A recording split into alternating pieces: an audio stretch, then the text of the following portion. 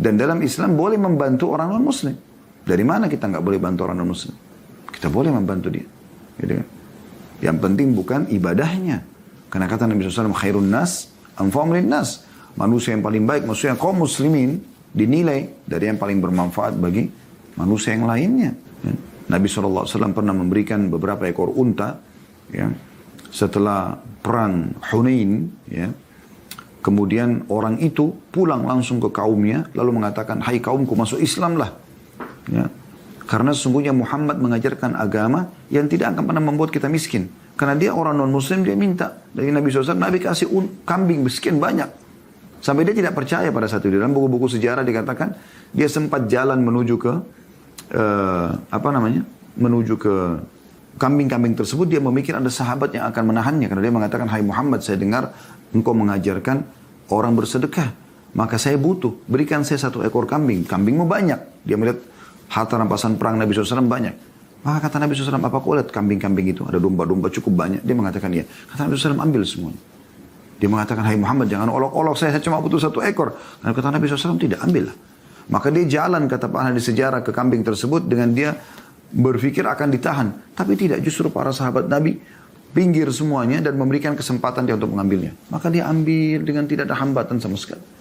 Makanya dia pulang. Begitu dia tiba di pintu gerbang perkampungannya, dia sudah teriak, hai kaumku, berimanlah, masuk Islamlah. Karena sesungguhnya Muhammad mengajarkan ajaran yang tidak akan membuat kita mati kelaparan.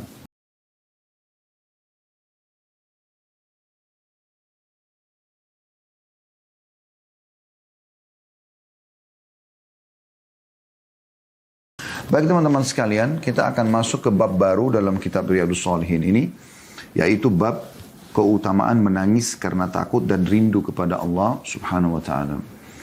Bab ini memang bab yang cukup tinggi dalam bahasan tazkiyatun nafs atau pensucian jiwa. Seseorang tidak akan mungkin meneteskan air mata menangis kepada Tuhannya kecuali memang dia sudah sampai pada level iman tertentu. Untuk Allah Subhanahu wa taala sentuhkan dalam hatinya itu. Misal dia rindu ingin bertemu dengan Allah Subhanahu wa taala karena selalunya ibadah, maka Allah tanamkan di dalam hatinya.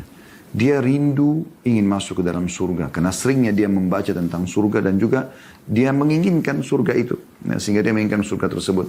Atau dia mengingat masa-masa dia dulu berbuat dosa, kemudian sekarang dia bertaubat kepada Allah Subhanahu wa taala, maka dia bisa meneteskan air mata. Intinya teman-teman, kalau ada orang menangis ya, karena memohon kepada Tuhannya, memohon karena satu harapan yang dia harapkan, dia ingin menikah, dia ingin mendapatkan peluang rezeki, pekerjaan, dia ingin mendapatkan keturunan, dia ingin mendapatkan apa saja dari urusan dunianya dan juga urusan akhiratnya, kemudian dia bisa menangis, maka itu sebuah karunia yang sangat luar biasa. Jangan Anda buang dari diri Anda kalau Anda merasakan itu, justru sebaliknya. Bagaimana Anda mempertahankan itu ya, menjadikan itu sebagai sebuah pegangan di mana Anda merasa ini adalah justru bukti cinta Allah kepada Anda pribadi. Nah, ini poin penting yang harus digarisbawahi yang merupakan pembukaan dari materi kita insya Allah. Jadi menangis, terharu, ya, kagum kepada nikmat yang Allah berikan atau berharap Allah hilangkan sebuah masalah dari hidup kita. Ya, atau Allah kabulkan hajat yang sedang kita harapkan. Semua ini teman-teman sekalian adalah bagian daripada tanda-tanda keimanan. Dan ini berarti jiwa seseorang itu sudah mulai bersih dan suci. Sehingga akhirnya Allah teteskan air mata. Ya, Allah teteskan air mata. Bahkan kadang-kadang di awal-awal munculnya tetesan air mata ini teman-teman sekalian, kadang-kadang kita tidak tahu sebabnya. Saya pernah membawa jemaah umrah pada saat itu, sementara kami lagi tawaf putaran pertama, tidak ada sesuatu yang terjadi, cuma kami umumnya berdoa. Putaran kedua sampai putaran yang kelima, ada seorang bapak di sebelah saya, tiba-tiba dia menangis terisak-isak. Lalu kemudian saya tanya, kenapa Pak? Kenapa menangis? Dia bilang, saya tidak tahu Ustaz. Cuma perasaan saya ingin sekali menangis dan saya merasa seperti ada kedekatan pribadi saya dengan Tuhan Allah Subhanahu wa taala. Maka itu kan muncul ya.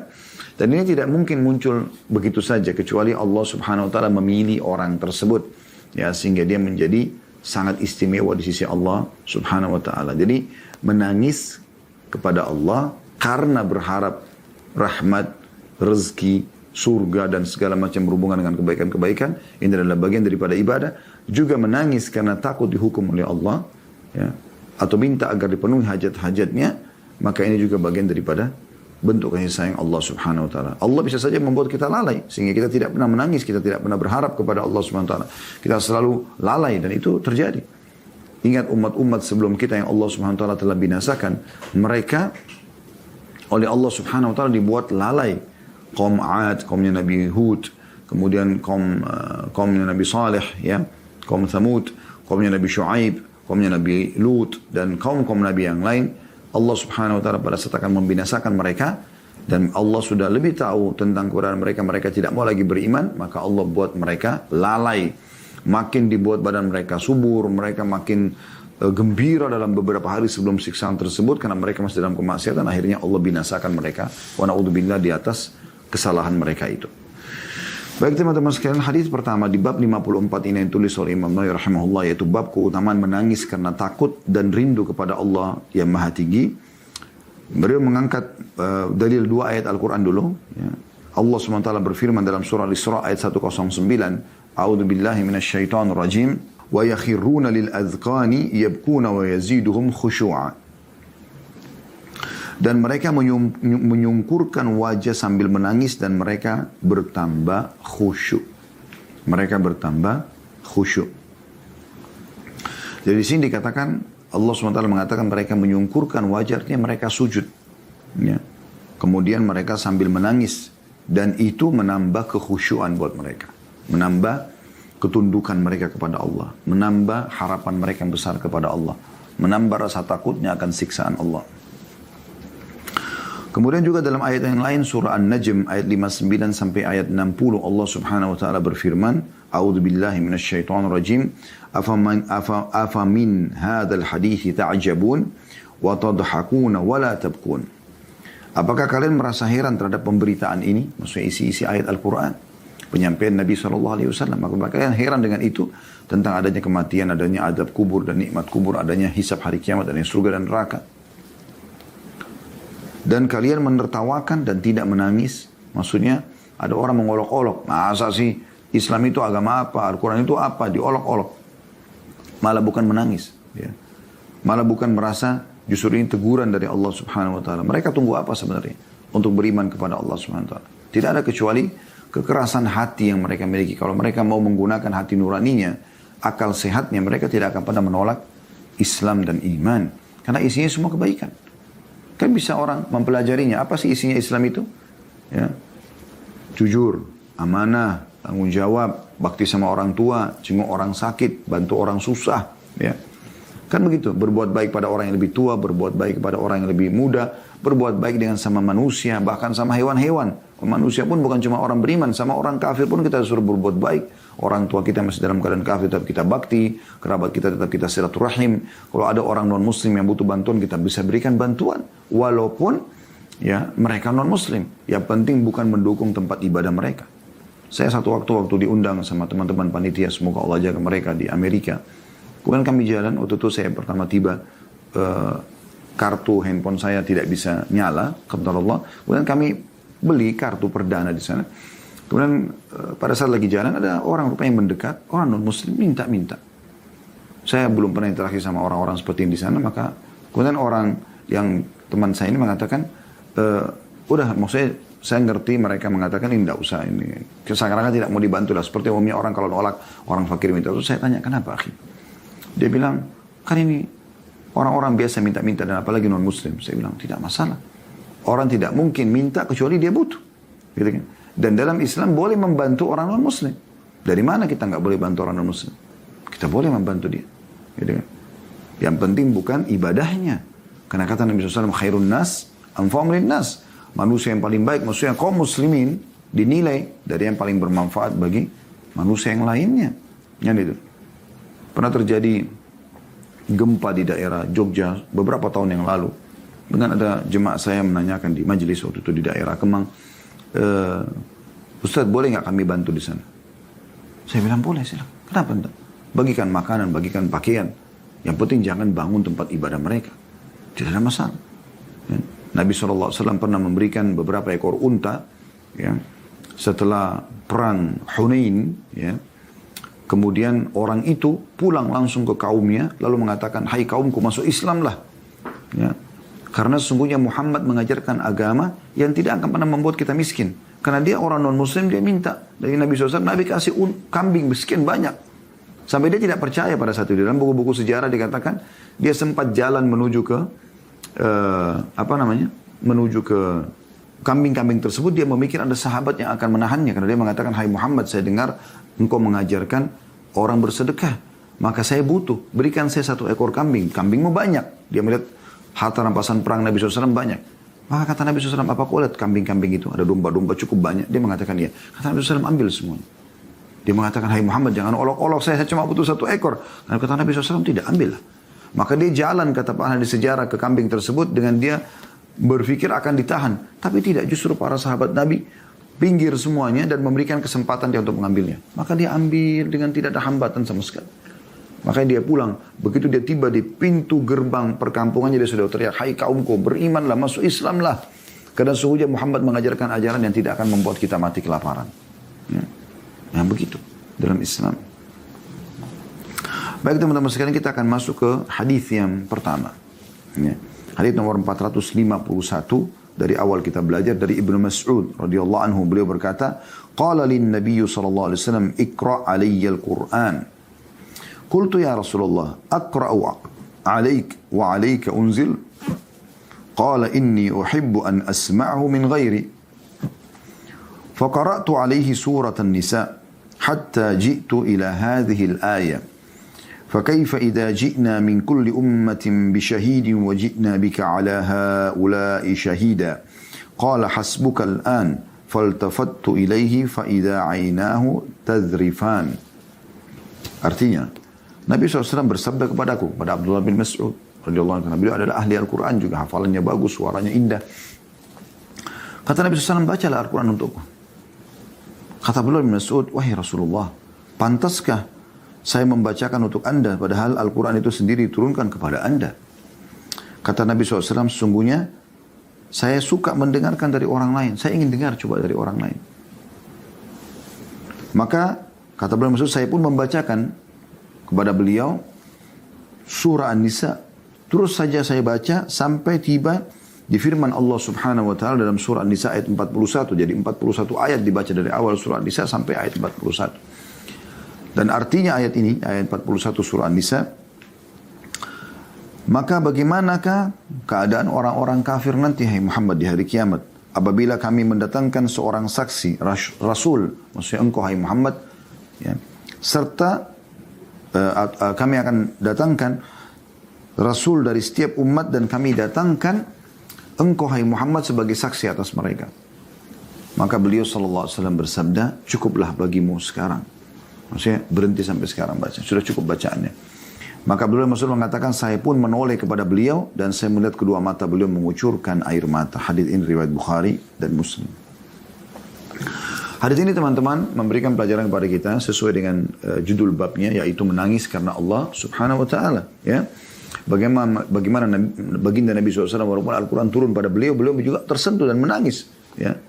Terutama di ayat ini, ayat yang sangat menyentuh, yaitu ayat tentang bagaimana Nabi SAW pada hari kiamat akan didatangkan nanti bersama dengan kita umatnya untuk memberikan kesaksian kepada umat-umat yang mengingkari, ya, apa yang disampaikan oleh nabi-nabi mereka. Contoh misalnya dalam sebuah riwayat dikatakan akan didatangkan Nuh hari kiamat nanti. Kemudian ditanyakan kepada umatnya, apakah orang ini pernah menyampaikan kepada kalian tentang risalah langit, risalah wahyu dariku? Kata Allah SWT, maka mereka mengatakan kami tidak pernah mengenal dan tidak pernah tahu apa yang dia sampaikan. Ini semua kebohongan tentunya. Allah SWT sudah tahu. Lalu apa yang terjadi? Kata Nabi SAW, Allah pun mendatangkan kalian, umat Islam ini, untuk memberikan kesaksian. Ya.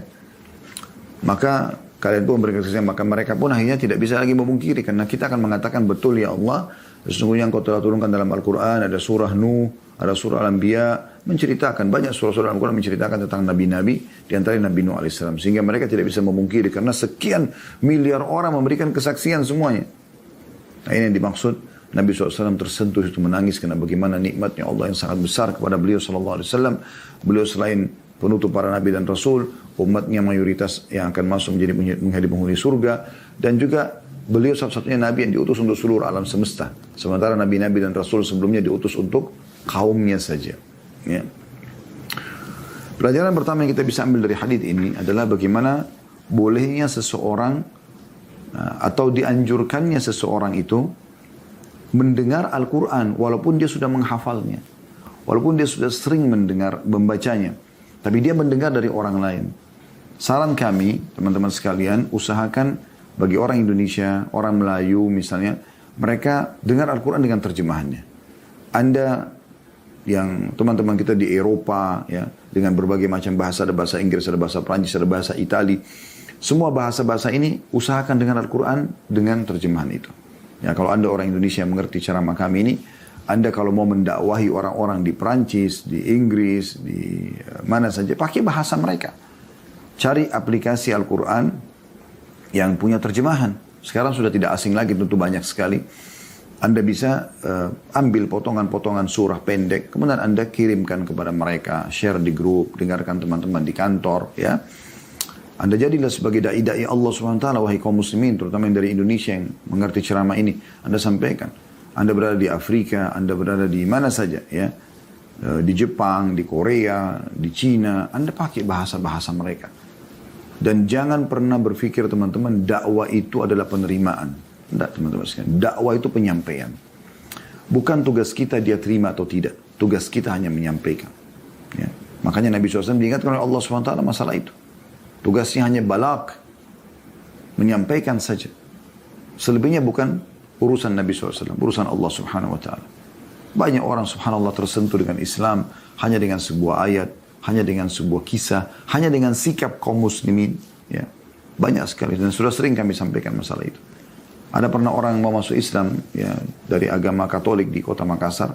Itu gara-gara dia melihat ada dua orang sahabat saya dari Saudi. Waktu itu beliau berdua ini menjadi dosen di Makassar waktu itu selama 4 tahun. Terus tiba-tiba salah satunya telepon saya mengatakan, Khalid coba datang ke saya. Kemudian saya datang. Kemudian waktu itu dia bilang, ini ada yang mau masuk Islam. Saya bilang, baik, mana orangnya? Saya ketemulah. Nanti orang itu pakai motor, dia sales obat gitu. Lalu saya tanya, Bapak masuk Islam? Dia bilang, iya. Kenapa Pak? Apa sebabnya? Coba bayangkan, dia cuma mengatakan apa teman-teman sekalian. Dia bilang, saya kagum melihat kenapa dua orang Arab ini setiap azan selalu ke masjid. Apa yang memotivasi mereka untuk ke sana? Waktu saya tanya, karena mereka juga bisa bahasa Indonesia, tapi walaupun terbata-bata, mereka mengatakan, karena ini perintah Allah. Begitu mulianya agama ini sampai bisa dengan panggilan azan saja, mereka patuh kepada Tuhannya. Gara-gara itu dia mau masuk Islam. Mungkin tidak pernah terlintas di benak kita. Gitu kan? Ada orang masuk Islam juga, pernah syahadat di tangan kami. Itu hanya karena setiap mendengarkan azan dia merinding. Dan seterusnya sekian banyak orang masuk Islam yang kadang-kadang kalau kami tanyakan cerita-ceritanya itu unik gitu ya. Ya mungkin kita orang Islam setiap saat atau kadang-kadang sering kita dengarkan tapi kita tidak seberapa tersentuh. Seperti cukup banyak masuk Islam gara-gara surah Al-Ikhlas. 4 ayat yang mulia. Ya. A'udzubillahi minasyaitonir rajim. Bismillahirrahmanirrahim. Qul huwallahu ahad. Ikrarkanlah kalau Allah itu adalah Ahad, Esa, Allahus Samad, Allah yang semua bergantung padanya. Lam yalid wa lam yulad, tidak berat dan tidak diperanakkan, tidak ada orang tuanya. Kalau ada orang tua Allah, siapa kakek neneknya dan seterusnya ke atas. Dan tidak beranak juga. Kalau ada keturunannya, ada keturunan Allah, mana keturunannya sampai sekarang? Kenapa terputus?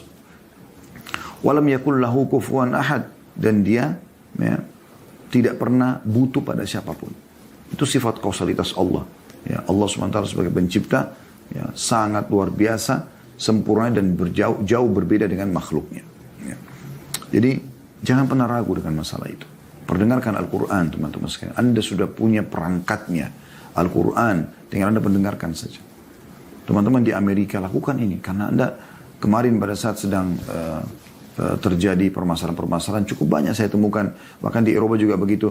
Hanya dipasanglah wasiat-wasiat Nabi Muhammad SAW dalam bahasa-bahasa setempat.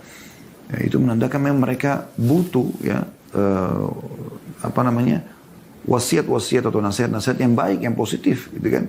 Dan itu mereka ambil juga dari kaum muslimin. Dan kita punya masa-masa kejayaan yang luar biasa di masa lampau, teman-teman sekalian. Bagaimana Eropa itu ya, dan Amerika ikut sebenarnya kepada kaum muslimin. Ya. Terlalu banyak sejarah membuktikan masalah itu. Ya, bagaimana umat Islam dulu berjaya dan banyak di antara wilayah-wilayah non-Muslim justru mencontohi kaum muslimin. Ya. Kita sekitar 90 tahun sekian tahun saja, 90 sekian tahun saja yang kita tidak memimpin dunia. Ya, sekarang banyak generasi muda Islam hilang kepercayaan dirinya terhadap agamanya sendiri. Seakan-akan tidak mungkin kita maju kecuali kita harus belajar dari orang non-Muslim. Kita nggak punya itu. Keliru teman-teman sekalian. Di masa kelamnya Eropa dulu, ya, Islam sudah datang dan menjadi contoh yang terbaik. Ya, sampai banyak pakar-pakar ilmu, pakar ilmuwan ya, atau para ilmuwan yang mengatakan kalau Islam tidak masuk di Eropa di pertengahan abad Masehi, yaitu pada masa kejayaan di Spanyol ya, kita terus itu masa-masa ilmu pengetahuan berkembang, maka mungkin Eropa tidak akan semaju sekarang. Dan sekian banyak berhubungan dengan masalah ini, Anda bisa tonton ceramah kami di YouTube, di playlist, yaitu Hiduplah Mudah dengan Islam, panjang lebar kami berikan contoh-contoh berhubungan dengan masalah itu. Intinya teman-teman, Al-Quran jangan ditinggalkan, baca, ya, baca terjemahannya dan bukan cuma tilawahnya saja. Anda tahu apa yang Anda sedang baca supaya Anda tahu pesan Tuhan Anda kepada Anda. Karena itu Al-Quran berbicara dengan setiap individu muslim yang membacanya. Bahkan setiap orang yang membacanya. Kemudian yang kedua pelajaran dari hadis ini adalah bagaimana tawaduknya, merendahnya Nabi SAW. Makanya Abdullah bin Mas'ud khawatir. Beliau mengatakan, ya Rasulullah, apakah saya membacakan kepada Anda padahal turun pada Anda? Maksudnya, Anda ini siapa? Guru, Nabi gitu. Dan Nabi SAW langsung menerima dari Jibril alaihissalam. Gitu kan. Bahkan di Ramadan Nabi SAW belajar langsung dari malaikat yang mulia, pemimpin para malaikat Jibril alaihissalam. Tapi Nabi SAW mengatakan, iya saya mau dengar dari orang lain. Gitu. Ini bentuk merendahnya Nabi SAW. Dan tawadhu ini sesuatu yang positif. Bukan kita menghinakan diri ya. Bedakan menghina diri dengan tawadhu. Menghinakan diri itu seperti orang yang betul-betul tidak punya sama sekali harga diri. Enggak. Tapi kalau yang di sini dimaksudkan adalah tawadhu itu merendah. Walaupun kita punya ilmu yang luas, harta yang banyak, kita tidak pernah menyombongkan dan menganggap remeh orang lain. Tidak pernah menolak kebenaran walaupun datang dari orang yang lebih rendah, tanda kutip sini, jenjang sosialnya, ekonominya, fisiknya. Ya. Yang penting itu benar, maka kita terima dari siapapun. Karena kita perlu mendengarkan kebenaran tanpa melihat siapa yang menyampaikannya. Kalau itu benar, kita terima tentunya. Ya. Dan tentu dalam Islam, kebenaran apa yang disampaikan oleh Allah dan Rasulnya alaihi salatu wassalam. Pelajaran yang ketiga, ya, adalah keutamaan membaca Al-Quran itu sendiri. Keutamaan membaca Al-Quran. Ya. Dan ini penting. Jangan pernah ditinggalkan. Kata Nabi SAW, bacalah Al-Quran, ikra Al-Quran fa'innahu ya'ti syafi'in di ahli yawmal qiyamah. Bacalah Al-Quran karena dia akan menjadi penolong bagi pembacanya pada hari kiamat nanti. Baca terus, baca. Dan cukuplah teman-teman sekalian hadis yang mulia kata Nabi SAW bagi para pembaca Al-Quran. Kita belum bicara para penghafalnya, ini lebih tinggi lagi derajatnya. Para pembaca Al-Quran akan didatangkan hari kiamat. Kemudian kata Allah SWT, bacalah sebagaimana kau sering baca di dunia. Ya. Dan setiap kali satu ayat diangkat satu derajat di surga. Terus saja dia baca sampai Allah, ya, pada saat dia sampai ke derajat tertinggi Allah mengatakan cukuplah, sesungguhnya tingkatan derajatmu pada akhir ayat yang kau baca. Ini poin penting teman-teman sekalian. Jangan lewatkan satu hari tanpa baca Al-Quran. Dan sekarang sudah banyak sekali aplikasi Al-Quran ya. Saya juga sudah pernah berbagi, ini bukan aplikasi kami tapi saya tertarik sekali untuk menggunakannya karena aplikasi ini unik gitu. Namanya Nakhtim. Ya, Anda bisa ketik di aplikasi Anda di App Store atau di Play Store, tergantung ya. Anda di Android atau Anda di iPhone. Intinya di situ ada Nakhtim, ya, warna hijau tulisan bahasa Arab. Itu unik. Jadi setiap kali kita selesai menutup handphone, pas kita buka keluar ayat lanjutan setelahnya. Dan kita bisa mendengarkan audio setiap imam-imam masjid Haram Mekah, Masjid Nabawi, ini para qari dunia yang sudah masyhur dengan bacanya, lalu kita bisa dengarkan per ayat. Oh ternyata begini tajwidnya, oh ternyata begini bacanya. Ya seperti itu.